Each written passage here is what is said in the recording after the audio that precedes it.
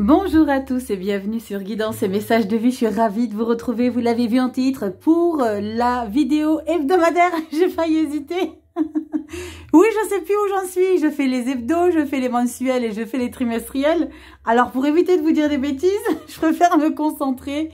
Vidéo hebdo pour la semaine du lundi 18 au dimanche 24 novembre. Il y en a qui ont déjà fait les sapins. Ne me cachez pas tout parce que je sais que vous avez déjà fait les sapins, bande de coquins. Bon, on va regarder un petit peu ce qui va ressortir pour cette semaine-ci. Alors, j'ai oublié de parler un petit peu de la pleine lune en taureau du 15. Alors, dites-moi un peu dans les commentaires comment vous la ressentez, cette pleine lune. Mais avant toute chose, on va regarder ce qui va se passer pour la semaine du 10 au 24. Ce sera du général. Et exceptionnellement, pour une fois, j'ai eu envie de prendre un tarot, mais un tarot Marseille. Alors, les illustrations ne seront pas effectives pour les arcanes mineurs. Et voilà, c'est un petit bébé qu'une personne importante m'a offert lors d'un passage très compliqué. J'avais évité d'avoir les émotions, donc je lui fais un gros bisou si elle regarde cette vidéo. Donc tarot égyptien, alors ça lui tient particulièrement à cœur, l'Égypte. Alors elle m'a fait ce cadeau, donc je mesure l'importance de ça. Mais bon, je vais pas vous raconter ma life non plus. Tarot égyptien. Donc le dos des cartes, il est magnifique. Il est sublimissime. Alors vous pouvez le lire à l'endroit à l'envers. Vous n'allez pas faire la différence. Les illustrations au niveau du dos de cartes sont similaires. Donc on peut faire lecture endroit-envers. Et voilà, donc les illustrations, vous le voyez, c'est digne d'un Marseille. Ça c'est les épées. Non, ça c'est les bâtons. Les épées, oui pardon. Les épées, les bâtons. Il n'y a aucun nom dessus. Donc tarot égyptien, ça je peux l'enlever. Les coupes, donc vous voyez un petit peu l'idée. Il est très chouette. Alors pour ceux qui sont dingues de l'Égypte, je vous invite à le posséder. C'est les éditions de chez Lo Scarabeo. Donc voilà, vous avez toujours le petit livret légendaire et très succinct, très succinct. Mais bon, c'est pas grave. L'idée c'est d'avoir sa Bible du tarot et c'est parfait.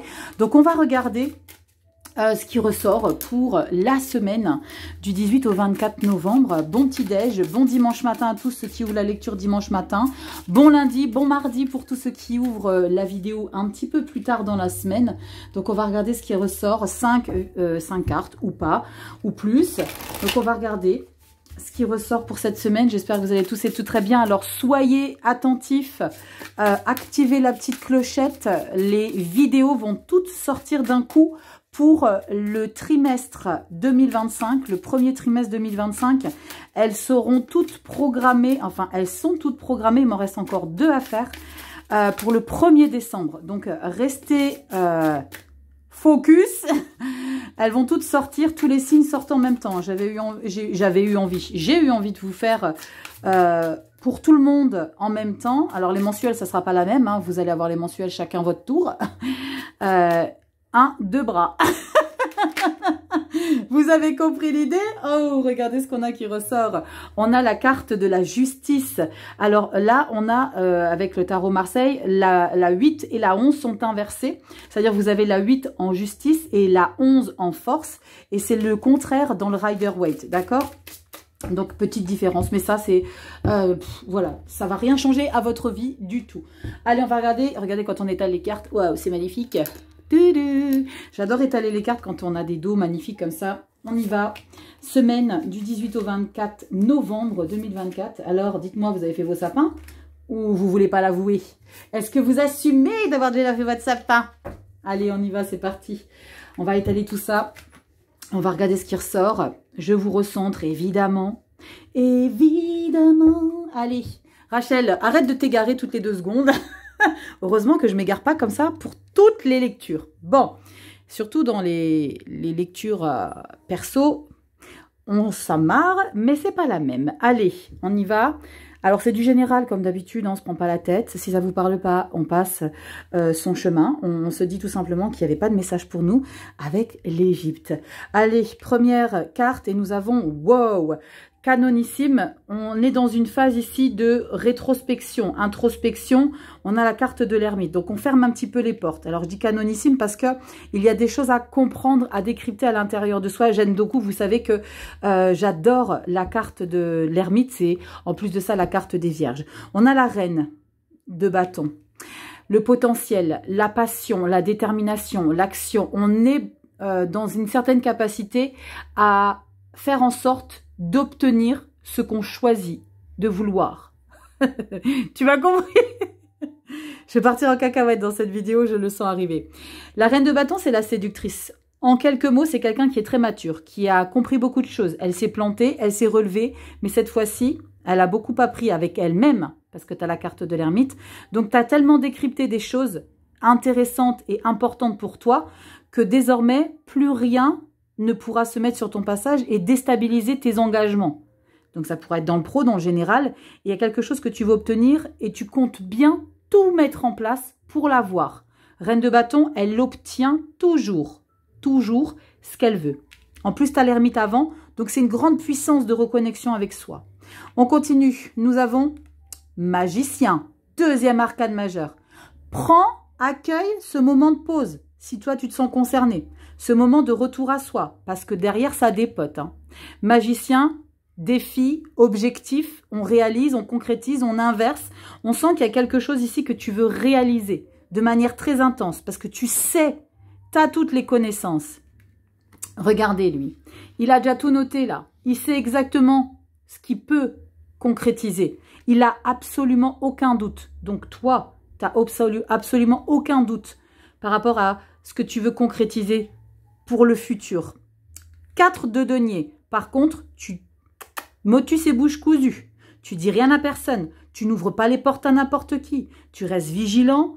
Tu ne partages pas, alors tu ne partages pas, tu fais pas des cadeaux à tout va, tu n'es pas forcément dans une générosité d'être, donc c'est pas que vous devez pas être présent pour les autres, mais je pense qu'il est nécessaire que tu te priorises, que tu penses à toi et à ton projet, à ce que tu veux mettre en place, ou ce que tu es en train de concrétiser. Le 4 de denier, tu n'ouvres pas les portes à n'importe qui, tu filtres.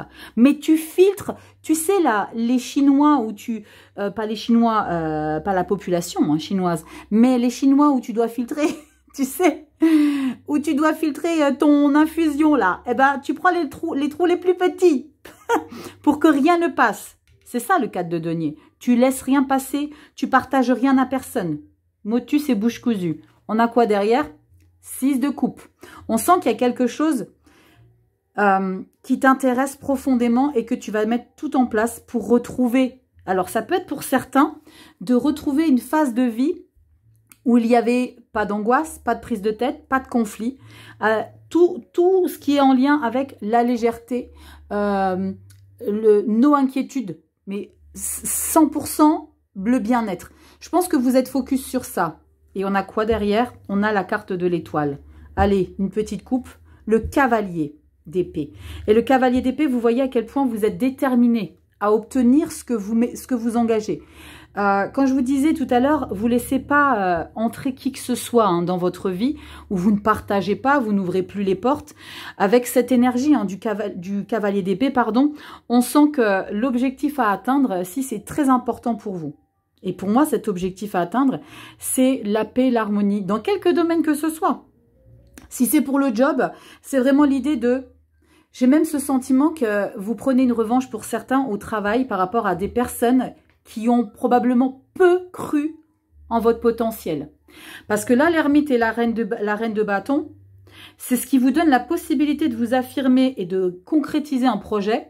Et là, pour le coup, vous prenez une revanche. Je ne sais pas, j'ai ce message-là. Vous prenez une revanche et vous allez bien le faire comprendre. Vous allez être démonstratif dans ce que vous réussissez à obtenir.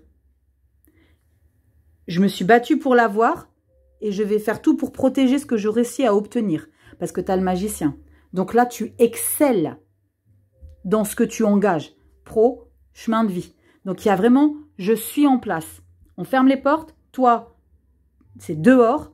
Moi, j'accueille que le bienveillant, le potentiellement confortable. Les choses légères. J'ai pas de temps à perdre avec des toxiques. Je ressens ça.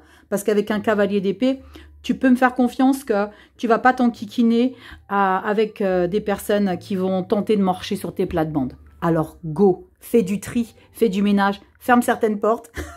C'est la rébellion. Bon, vous me direz dans les commentaires, semaine du 18 à 24, comment vous gérez tout ça. Je vous fais plein de gros big up. Je vais essayer de trouver une petite miniature en thème avec l'Égypte, sur le thème de l'Égypte. Dites-moi dans les commentaires ce que vous en pensez. Vous savez que vous avez toujours Petite Lettre Sensorielle sur Instagram et sur YouTube. La consultation découverte à gagner. Donc, je vous attends dans les commentaires. Et puis, on se retrouve sur le site internet guidanceetmessagesdevie.com si tu as besoin d'une consultation privée. Et puis, tu sais, tu likes, tu partages, tu t'abonnes, tu mets la petite clochette. Il y a max de vidéos qui vont arriver. Donc, on active tout ça. Je vous fais des gros becs. Prenez soin de vous. Joyeux Noël. Non, on a encore le temps pour ça. Bon dimanche à vous, bon croissant. Et le premier qui me donne son adresse, non je déconne, le premier qui m'invite, j'arrive. C'est une plaisanterie, je vous fais des bisous, prenez soin de vous et belle semaine à vous. Ciao ciao tout le monde.